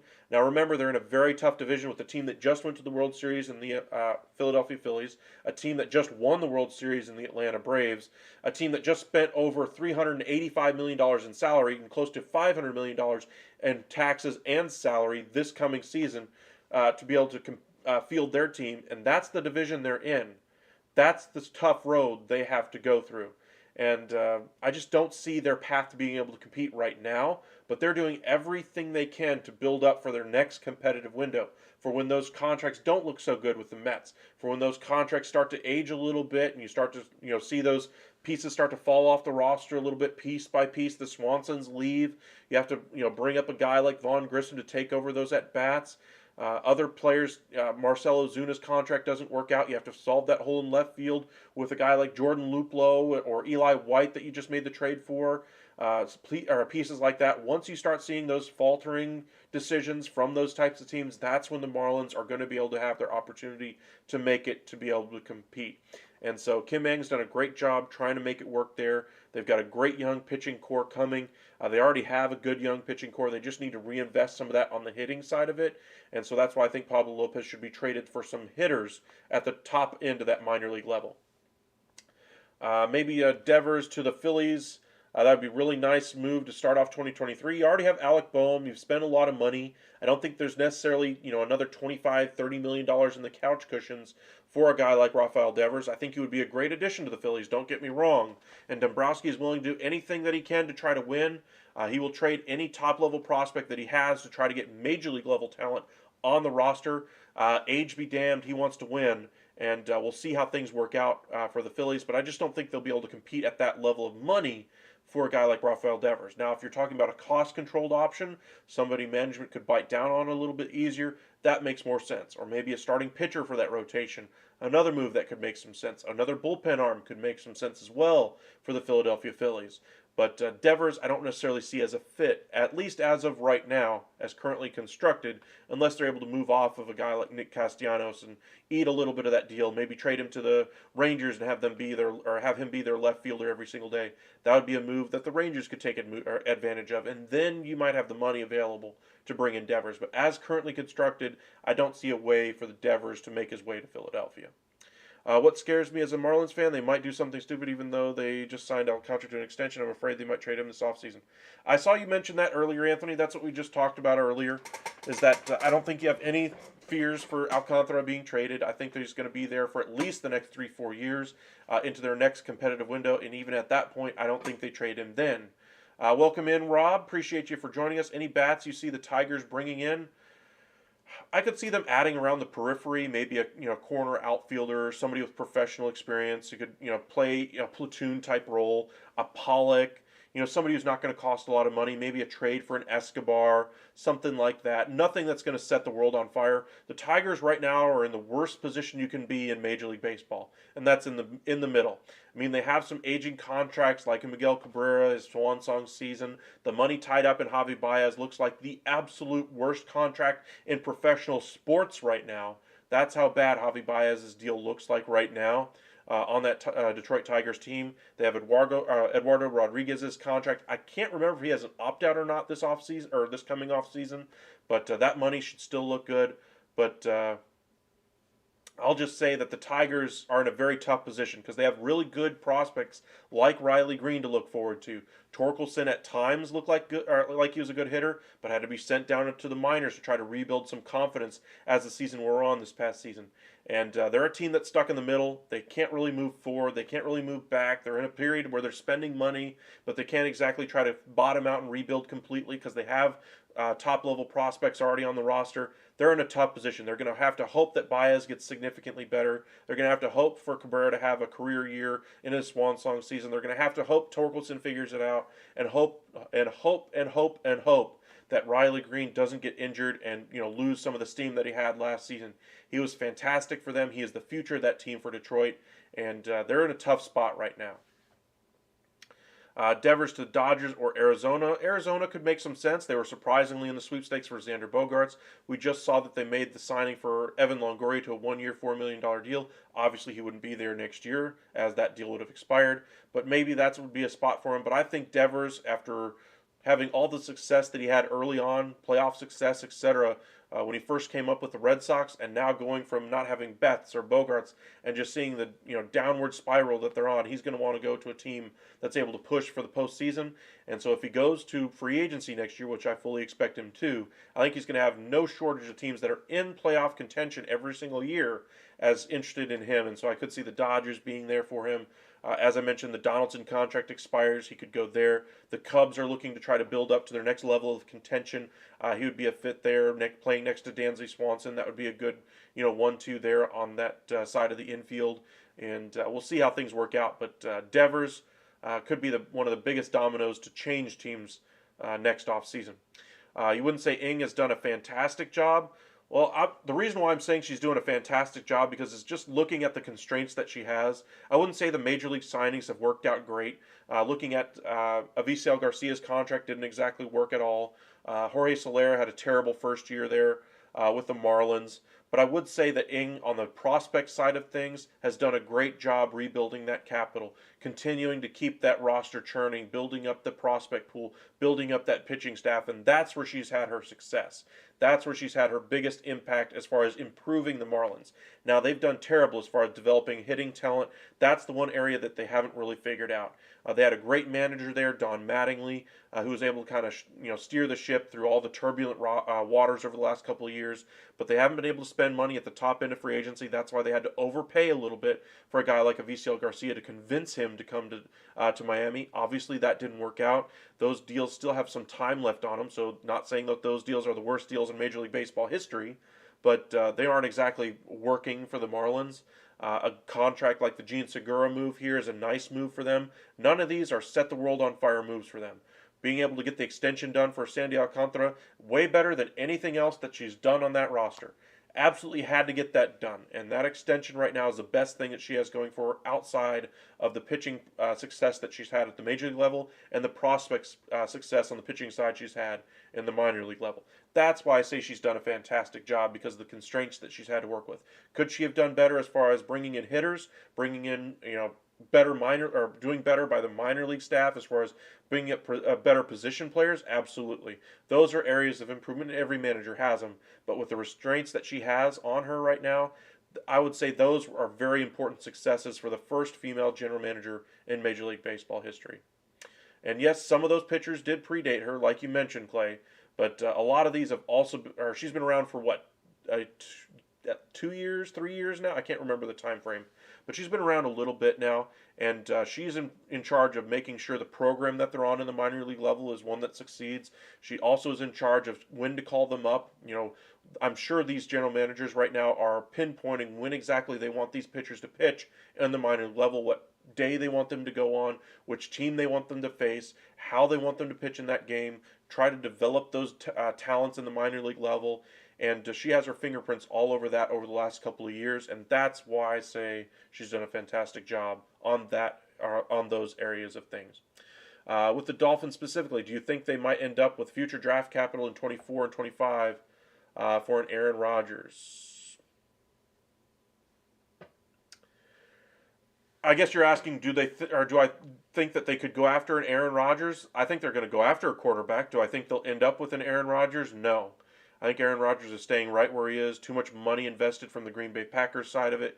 Could they go after a Jimmy Garoppolo or a Derek Carr or any one of those other middling quarterbacks? Possibly.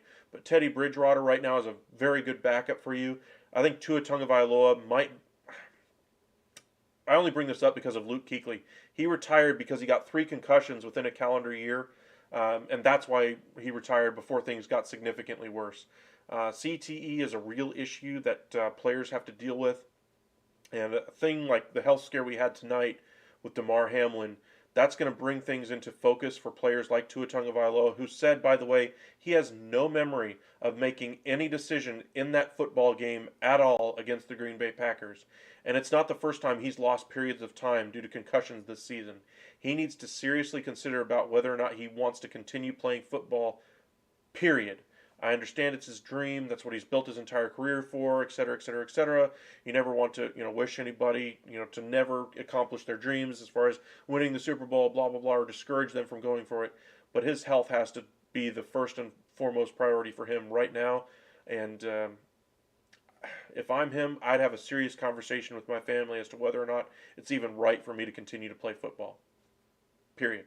Now, as far as the bigger question is on the field, should they go ahead and bring in a guy like Aaron Rodgers? If they can, sure. Do I think they'll be able to? No. And that's where I think the Miami Dolphins are going to have all these great pieces, but not have the piece in the middle to be able to get it done. Just like the New York Jets have all the great pieces on defense, their tools on the outside, their weapons are certainly much improved. Breece Hall will be back next year. All they need is a competent NFL quarterback to step in there and not mess it up. And so maybe a Jimmy Garoppolo there completes them.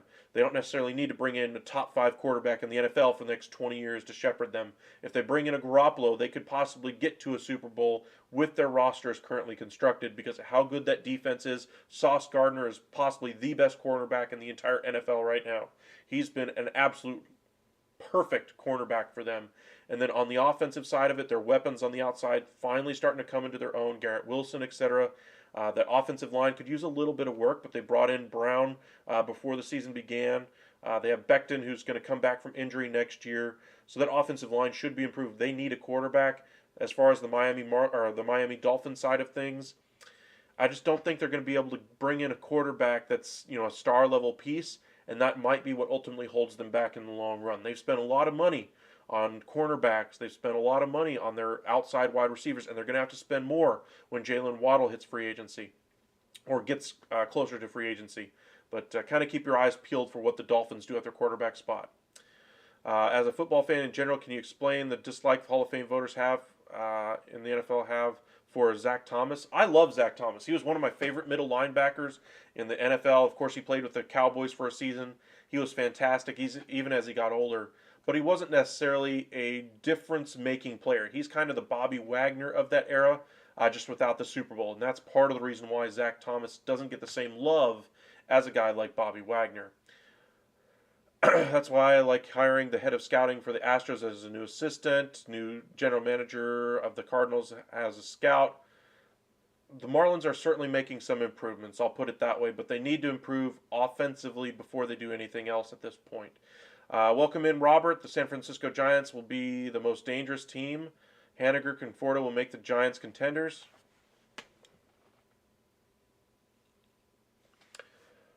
Okay, in case you guys have missed it, the Giants lost Rodon. They missed out on bringing in Judge. They had an agreement with Correa, but ultimately were unable to bring him in. Could still do so. They did bring in Haniger, which is great for them, but he by no means is an aircraft carrier level player. I absolutely love Mitch Haniger. I thought he'd been a great fit for the Texas Rangers in left field. But if you're counting on him to be your best offensive weapon next year, you're sorely missing some pieces in your lineup. They need some offense in that lineup. Sure, they have some decent competitive players around him, like a Jock Peterson, like a Brennan Crawford, but none of these guys are really moving the needle for them to be contenders, let alone for the division, let alone for the World Series. Those are very different things. I'm talking about them at the beginning of the video, possibly being leapfrogged by the Arizona Diamondbacks because of a move for an Evan Longoria. That's where the Giants are this offseason. I'm sorry if you're a Giants fan. There's just so many things that they could have done better. You're saying Yaz will have an impact year? Not buying it. J.D. Davis has not been good outside of the COVID year. Bart has been nothing short of a disappointment so far at the major league level. Jock Peterson can't play against lefties. He'll be platooned. He's only going to be able to bat for you about 400 plus at bats this year. And while he crushes right-hand pitching anyway, there's ways that you can take him out of the game by bringing in a lefty. You can start a lefty on the mound and minimize that bat if you can. And as far as Crawford, he's only got 1 year left on that deal. I'm not counting on Wade Jr. to be anything short of a star level player or anything like that. But Wade Jr. could still be a successful player, but I'm not counting on him to be Carlos Correa on this team. There's so many different things that the Giants have done wrong this offseason. They've added some nice pieces. Your rotation is at least deep. It's not necessarily as good as it was last year because you don't have that frontline ace in Carlos Rodon. So I would say by all estimations, your team has certainly taken a step back and could possibly be the fourth best team in that division. Do I think that there's room for improvement next year? Absolutely. Do I think that they could go out there and make a surprise trade and go out there and get somebody that nobody sees coming? Absolutely, and improve their team. Do I think that they're beating the Dodgers or the Padres for the division this year? No. Even if they make the trade? No. So kind of, set realistic expectations for yourself. I do love the piece of Doval. Your bullpen is a little bit better. Rogers, of course, had 10 blown saves last year. Outside of that, though, there's a lot of issues right now with that Giants team, and they're going to have to resolve a lot of those issues with money next offseason. So kind of keep your eyes peeled for that. As far as clutch hitter, you can include Wilmer Flores. I understand he's gotten better as far as clutch numbers over the last couple of years, but if you're counting on Wilmer Flores to be the difference between the Dodgers winning the division and the Giants, I'm sorry. The Dodgers are winning that hands down, and it's not close. And I'm not exactly the world's biggest fan of the Dodgers. I just think that you're having way too unrealistic expectations for what the Giants can do. And I understand it's a tough offseason for you guys, and you're going to have to find something to hang your hat on. I would hang your hat on some improvement at different areas on the roster. Manaea Stripling should make your fourth and fifth best starters in that rotation a little bit better. So that's where you could pick up a few wins, but you're going to lose some wins at the top of that rotation because Rodon isn't there. Your defense last year was not very good. It's not much better so far this offseason. You're counting on a guy, Michael Conforto, who hasn't played baseball in over a year, who has questions about whether or not he can throw the ball back to the infield when on a single to left field. Now, of course, Conforto could be your DH or maybe even play some first base for you, but hopefully his bat gets back to something close to competitive, but I really would wonder about the success level for the Giants. They do have a much better option in the outfield with Mitch Haniger. I absolutely love the player. I think he's going to be fantastic for you. I think he's, Brendan Nimmo light-ish. They're very comparable players to me. But kind of keep your eyes peeled for the Giants as far as what they do next offseason. But by no means are they competing for the division, let alone a World Series. Can have credit for bringing in Luzardo. She does.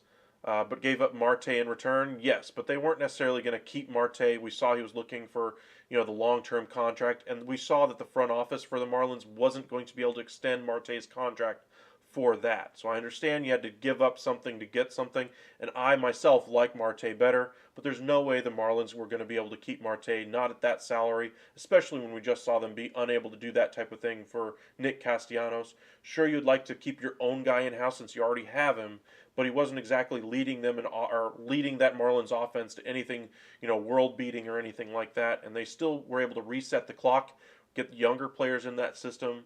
They weren't exactly pushing for, World Series contention or anything like that. So they had to get younger, and they did that with the Marte trade.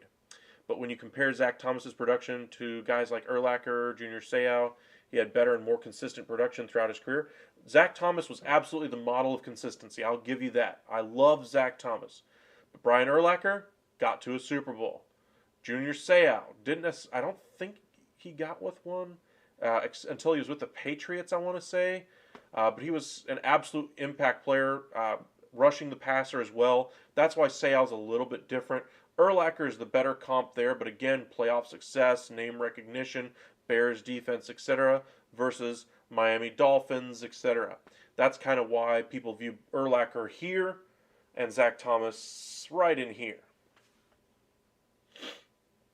Do you remember how the San Francisco Giants proved the analysts wrong when they won 3 World Series? I remember how they won those World Series. It was through pitching. It was through, strong performances in those years, those types of things. The Giants overperformed in those years, sure, but we're talking about Wilmer Flores performing at a level that he's never performed at before. We're talking about every single one of these players doing what they did in 21 when they played way above their heads. The Evan Longorias, the Brendan Crawfords played way above their heads, and everybody realized they're not 107-win teams. Everything broke right for them, and they didn't get anywhere in the postseason. Point is really that 5 of their 6 starters, including their top 3, were already in the organization. 4 were already big leaguers. I agree with that, Clay.